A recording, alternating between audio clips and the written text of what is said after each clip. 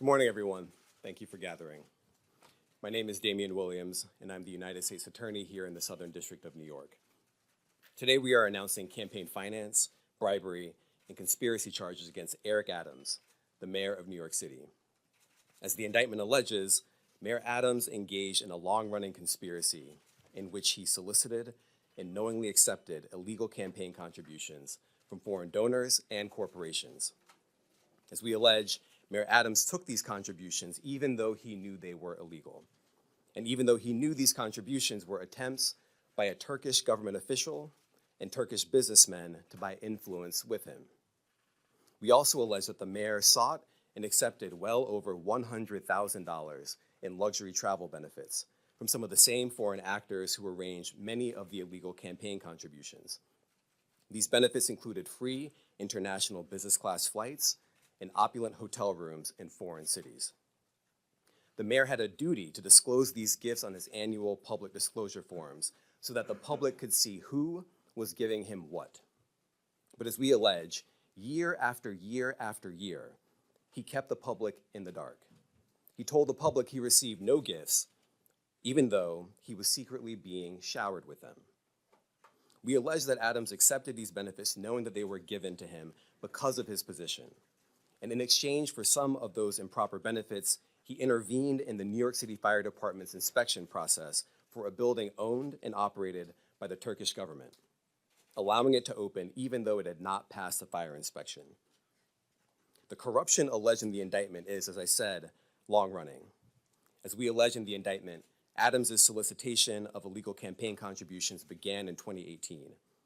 After he started raising funds for his 2021 mayoral campaign, he agreed to take contributions offered by multiple Turkish businessmen, several of whom he met in Turkey. Adams knew that these wealthy individuals could not legally donate in a US election. Federal law clearly prohibits foreign donations. That's how we protect our elections from foreign influence. Yet Adams directed his staff to pursue this illegal money to support his campaign for mayor. And as we allege, Adams continued to pursue foreign money in secret well into 2021.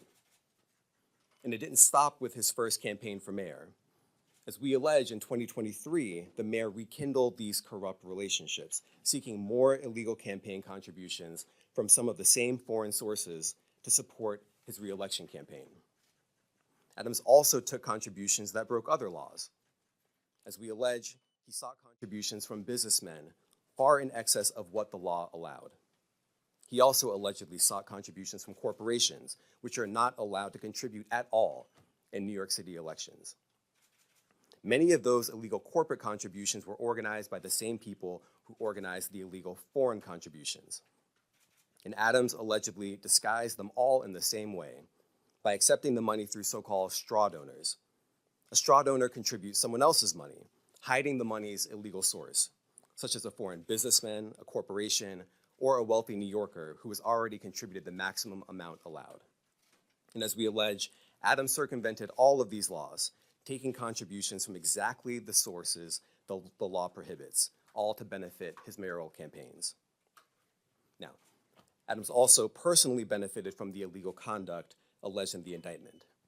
Adams solicited and accepted over $100,000 in luxury travel benefits for years from wealthy Turkish business people and at least one Turkish government official seeking to gain influence over him. Adams started accepting undisclosed luxury travel benefits at least as early as 2016. He took these benefits nearly every year through 2021. Here are some of the benefits that we uncovered during our investigation. In 2016, Adams flew to India through Turkey and received 2 free round-trip upgrades for business class seats. That's the highest class on Turkey's national airline. Those upgrades were worth more than $12,000, and none of it was publicly disclosed.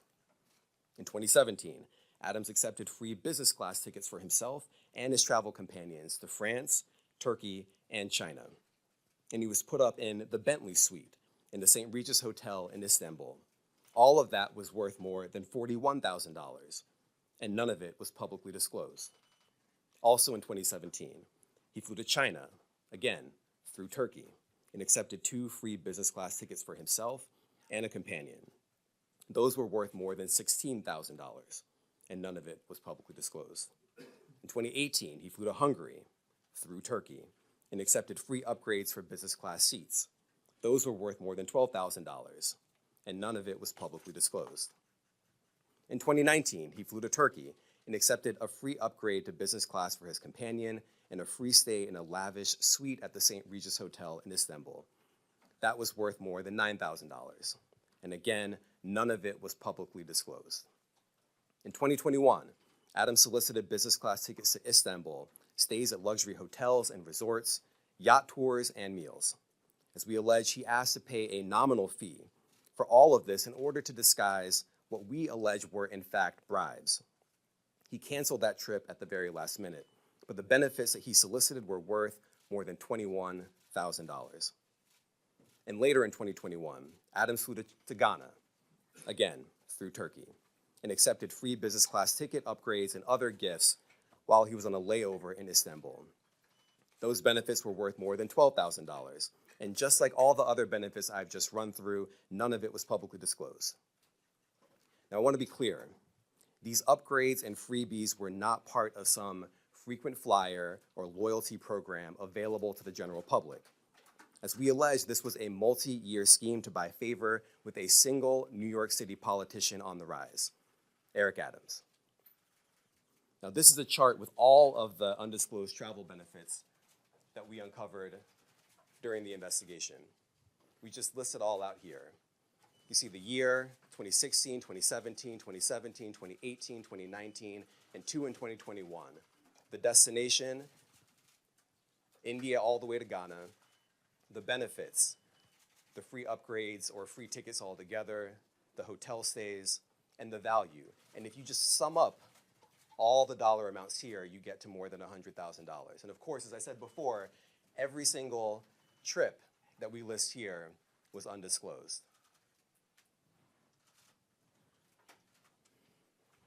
As we allege in the indictment, in addition to not disclosing these benefits, Adams sometimes created fake paper trails to try to cover up the travel benefits he solicited and received. Let me give you one example. Adams wrote emails to his staff suggesting he paid for his 2017 business class flights on the Turkish airline when, as we allege, he did not. Those flights were worth a lot of money. Just one ticket alone cost more than $10,000. But months after taking the flights, Adams wrote an email to a staff member and told the staff member that he had left cash in her desk drawer and that she should send the money to the Turkish airline to pay for a trip he had already taken. As the indictment makes clear, that's just a clumsy cover-up. Now, just because Adams received benefits for free, that doesn't mean that there weren't strings attached. As we allege, a particular Turkish government official behind many of the benefits Adams sought and accepted gave Adams all these things to gain influence over him. We allege that Adams knew that and took the benefits anyway. We allege that when the Turkish government official needed him, Adams also took corrupt official action in exchange for some of the luxury travel benefits. In 2021, the Turkish government official was trying to open a brand new high-rise building in Manhattan that would house Turkey's consulate. There was significant time pressure because the Turkish official desperately needed the building to be open in time for a visit from Turkey's president. This building was important to the Turkish official, and it was important to Turkey. But the FDNY's fire safety professionals wouldn't let the building open because the building hadn't passed an inspection. And not just that, some of the people at FDNY thought the building had so many issues and defects that the building was not safe to occupy. So the Turkish official sent word to Adams that it was, quote, his turn, unquote, to support Turkey. And as we allege, Adams delivered and pressured the fire department to let the building open. The FDNY professionals were convinced that they would lose their jobs if they didn't back down. And so they did. They got out of the way and let the building open. The Turkish official got what he wanted, and as we explained in the indictment, just 4 days after Adams held up his end of the bargain, he went right back to soliciting more travel benefits from the Turkish airline. Now, I want to make 3 things crystal clear. First, the conduct alleged in the indictment, the foreign money, the corporate money, the bribery, the years of concealment, is a grave breach of the public's trust. Public office is a privilege, We allege that Mayor Adams abused that privilege and broke the law. Laws that are designed to ensure that officials like him serve the people, not the highest bidder, not a foreign bidder, and certainly not a foreign power. These are bright red lines, and we allege that the mayor crossed them again and again for years. That is the only reason we are here today. Second, this investigation continues.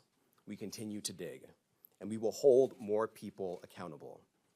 And I encourage anyone with information to come forward and to do so before it is too late. And third, the Southern District of New York remains committed to rooting out corruption without fear or favor and without regard to partisan politics. We are not focused on the right or the left. We are focused only on right and wrong. That is our duty, and we will fulfill it. Now, today's charges are the product of a tremendous partnership. I want to thank our partners at FBI and the New York City Department of Investigation who have been with us every step of the way. And finally, I want to commend the outstanding career prosecutors from SCNY who are handling this case. Celia Cohen, Andrew Rohrbach, Hagen Scotton, and Derek Wickstrom, and the chiefs of the Public Corruption Unit, Laura Pomerantz and Robert Sobelman. It's now my pleasure to turn the podium over to FBI Assistant Director in Charge, James Dennehy.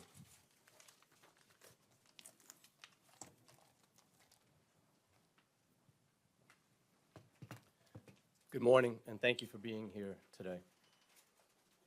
The indictment of a sitting mayor is not just another headline.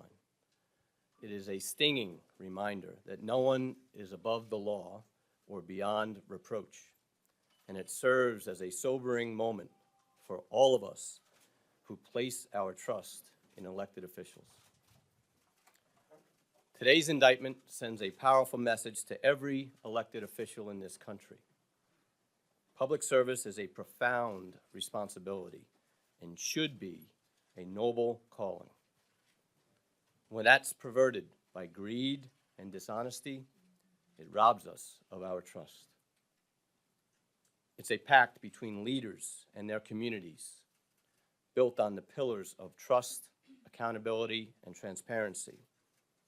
When that pact is broken, the consequences ripple far beyond one office or one election cycle. We know not all leaders are corrupt. We know there are countless public servants who wake up every day with the intention of doing right by their constituents. But we cannot ignore the shadow cast by moments like this. When trust is eroded, it takes years, sometimes decades, to rebuild. The weight of today's actions falls not just on the indicted official, but on every other public official who must now work harder to earn the public's confidence in them. It's important to remember accountability isn't just about punishing those with alleged wrongdoings. It's about lifting the communities they've let down. It's about rebuilding, restoring, and reimagining what public servants can and should do. It's up to us to demand more from our leaders, to hold them to the highest standards, and to remind them that the power of public office should never be abused. While some may be disappointed today, let me encourage you not to be defeated. The strength of our communities, our faith in one another, and our collective resilience are far greater than the alleged failings of any one individual. In closing, I'd like to thank the U.S. Attorney for the Southern District of New York, Damian Williams, and his office, Commissioner Jocelyn Strauber, and the New York City Department of Investigation and her team, as well as my team, the Public Corruption Squad here at FBI New York. Thank you. I'd like to welcome up Commissioner Jocelyn Strauber from the New York City Department of Investigation.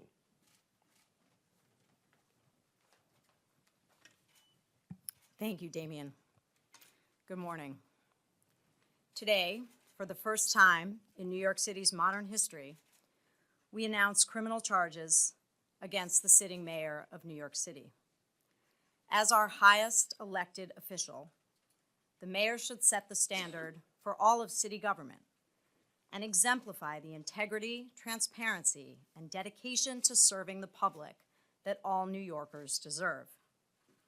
Instead, the indictment unsealed today alleges that Mayor Adams abused his power and position for nearly a decade as Brooklyn Borough President and as mayor to enrich himself and his mayoral campaigns.